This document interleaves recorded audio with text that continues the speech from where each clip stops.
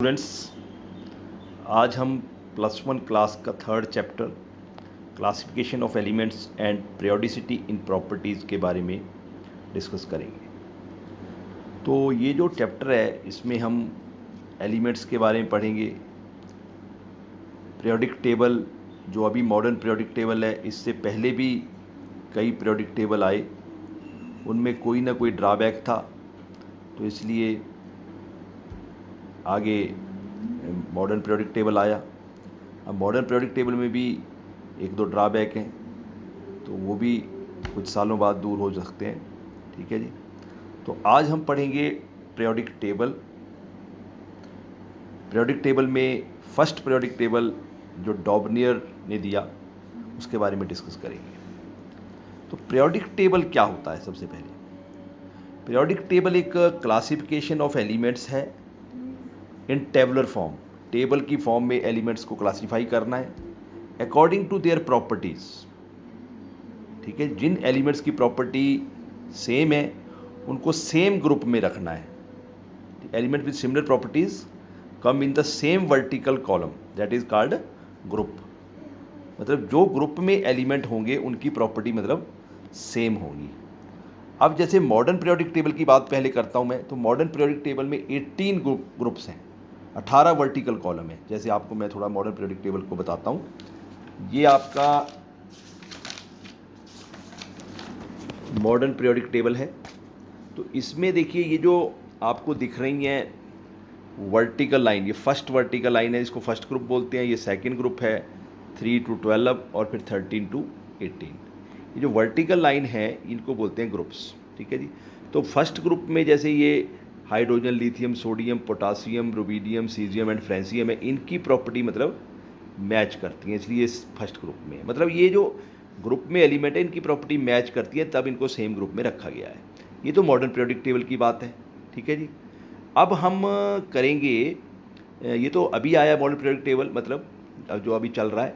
इससे पहले भी कई साइंटिस्ट्स ने पीरियोडिक टेबल दिए। सबसे पहला पीरियोडिक टेबल था डॉबनियर ट्राइड। तो आज हम डॉबनियर ट्राइड के बारे में डिस्कस करेंगे। डॉबनियर के टाइम अभी तो 118 एलिमेंट डिस्कवर हो चुके हैं, उस टाइम इतने एलिमेंट डिस्कवर नहीं थे। तो जितने भी एलिमेंट डिस्कवर थे उस टाइम, तो जो अपना डॉबनियर है उसने उन एलिमेंट्स को तीन तीन के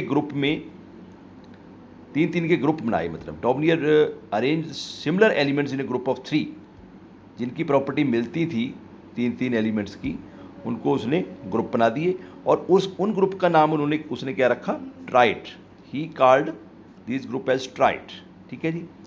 और उसने उन ट्राइड से क्या शो किया कि the atomic weight of middle element is the average of atomic weight of first and third element. जो मिडल एलिमेंट है, जैसे ये ट्राइड है, एक लिथियम है, उसमें एक सोडियम है, एक पोटासियम है, 3 एलिमेंट हैं।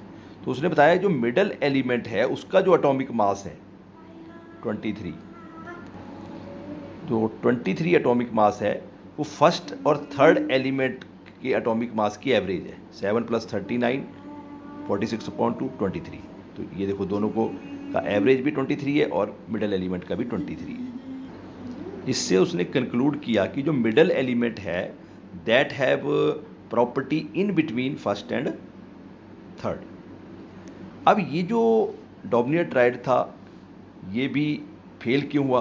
क्या ड्रॉबैक थी कि जो इसने ट्राइड बनाए उस टाइम, ठीक है, all the elements discovered at that time do not form this type of tried.